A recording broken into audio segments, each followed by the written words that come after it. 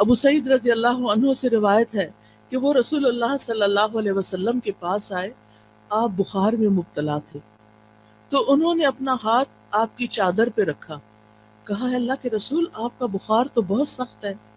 آپ نے فرمایا بے شک ہمارا حال اسی طرح ہوتا ہے، ہم پر آزمائش زیادہ سخت ہوتی ہے اور ہمارا اجر بھی زیادہ ہوتا ہے، یعنی جس کی آزمائش بڑی اس کا اجر بھی بڑا، جس کی تکلیف زیادہ اس کا ثواب بھی زیادہ۔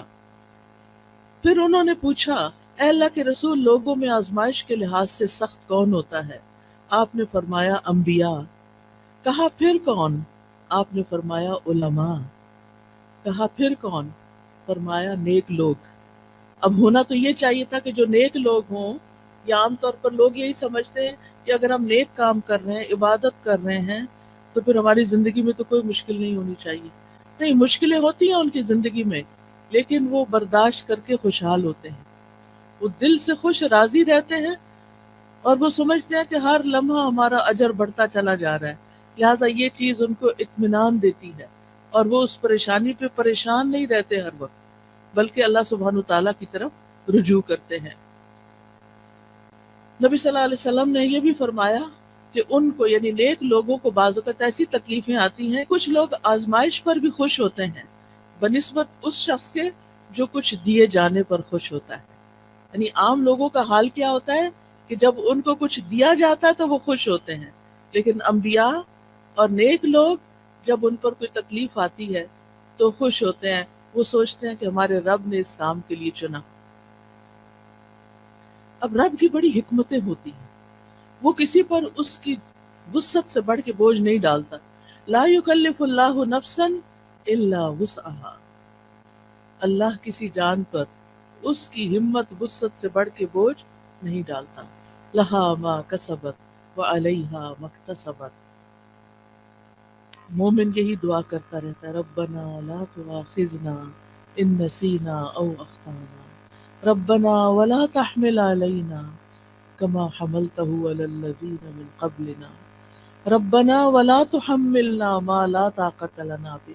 یعنی جب ان کو تکلیف آتی ہے تو وہ سوچتے ہیں کہ اگر یہ تکلیف ہمارے گناہوں کی وجہ سے ہے تو کہ دعائیں کرتے ہیں، یا اللہ تو ہمیں پکڑنا، ہمیں نہ پکڑنا، اگر ہم بھول گئے یا ہم نے کوئی غلطی کر لی ہے تو اس پر ہماری پکڑ نہ کر، اللہ ہم پہ وہ بوجھ نہ ڈال جو ہم سے پہلے لوگوں پہ ڈالے گئے، اللہ ہمیں وہ بوجھ نہ اٹھوا جس کے اٹھانے کی ہم میں طاقت نہیں، جس کی ہم ہمت نہیں رکھتے، یا اللہ اس تکلیف کو اتنا نہ بڑھا دینا کہ ہم اسے برداشت نہ کر سکیں۔ لہٰذا وہ اللہ تعالیٰ کی طرف رجوع کرتے رہتے ہیں اور کہتے ہیں وَلَا تُحَمِّلْنَا مَا لَا طَاقَةَ لَنَا بِهِ وَاعْفُ عَنَّا، ہمیں معاف کر دیجئے، وَاغْفِرْ لَنَا، ہمیں بخش دیجئے، وَارْحَمْنَا، ہم پہ رحم فرمائیے، یا حی یا قیوم برحمتک استغیث۔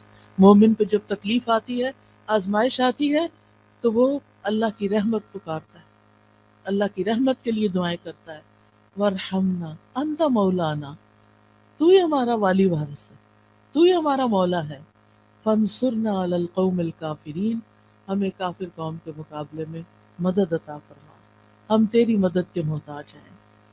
اور اس میں آپ دیکھیے کہ اس قوم میں سب سے پہلے تو ابلیس آتا ہے، شیطان آتا ہے، جو وسوسے ڈال ڈال کے اللہ سے بدگمان کرتا ہے، تو یا اللہ ہمیں اس کے مقابلے میں طاقتور کر دے، تو ہماری مدد فرما، ہم پر رحم فرما۔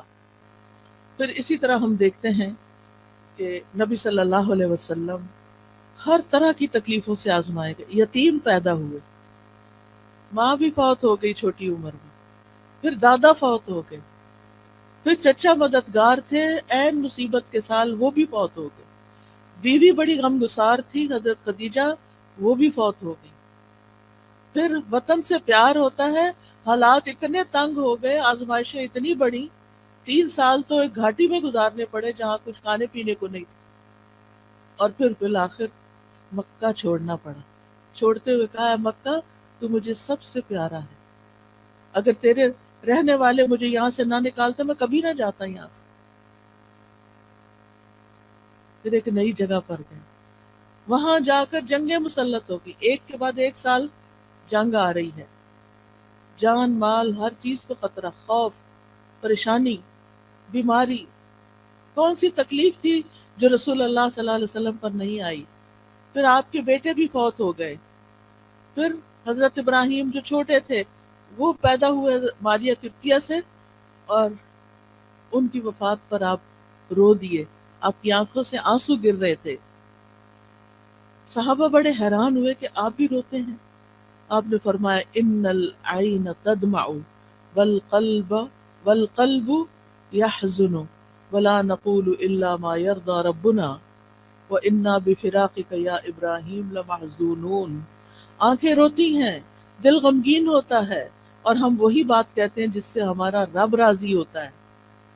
دل میں غم ہے، آنکھوں میں آنسو ہیں، یہ منع نہیں ہے، یہ ہوگا، لیکن زبان سے کوئی ایسی بات نہیں نکالیں گے جو رب کو ناراض کرے.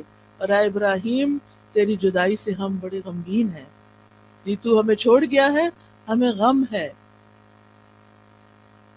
سوال یہ پیدا ہوتا ہے کہ یہ تکلیفیں آتی کیوں ہیں، کیا مقصد ہے ان کا؟ تو سب سے پہلی بات تو یہ کہ اللہ تعالی ہمارا امتحان لیتے ہیں. امتحان میں جو کامیاب ہو جاتا ہے اس کے درجے بلند ہو جاتے ہیں، اور جو فیل ہو جاتا ہے وہ نیچے چلا جاتا ہے. تو یہ انسان کو بلند درجے دینے کے لیے آتی ہیں. حدیث میں آتا ہے بے شک بندے کے لیے جب اللہ سبحانہ تعالیٰ کے ہاں ایک مقام مرتبہ مقدر ہو چکا ہوتا ہے، یعنی اس کو وہ بلند مقام دینا ہے، لیکن وہ بندہ اپنے اعمال کی بنا پر اس تک نہیں پہنچ سکتا، یعنی عمل اس کے کم ہے. درجہ اللہ کے ہاں بڑا لکھا ہوا ہے کہ اس کو یہاں تک پہنچنا ہے، تو اللہ تعالیٰ اسے اس کے اپنے جسم میں یا مال میں یا اولاد کی آزمائش میں ڈال دیتا ہے، کیونکہ اللہ نے اس کو بلند درجہ دینا ہوتا ہے. اب انسان سوچتا ہے کہ اور لوگ تو مزے سے جی رہے ہیں، ان کو تو کوئی تکلیف نہیں، وہ تو آرام سے چل لیتے ہیں، مجھے ہی کیوں تکلیف ہے، سب کی اولاد اتنی صحت مند ہے، میرا بچہ کیوں بیمار ہے، سب کے شوہر اتنے اچھے سلوک کرتے ہیں، میرا شوہر مجھے کیوں نہیں پوچھتا. یہ دراصل آپ کا امتحان ہے. آپ اس تکلیف سے گزر رہی ہیں، یہ اللہ سبحانہ تعالیٰ کے ہاں آپ کے درجے بلند کر رہی ہے اگر آپ صبر کر رہے ہیں. اور پھر یہ کہ جب اللہ تعالیٰ تکلیف دیتا ہے تو جن کے درجے بلند ہوتے ہیں ان کو اللہ تعالیٰ صبر کی توفیق بھی دے دیتا ہے، حتیٰ کہ وہ اس مقام تک جا پہنچتا ہے انسان جو اللہ کی طرف سے اس کے لیے پہلے سے مقدر ہوتا ہے.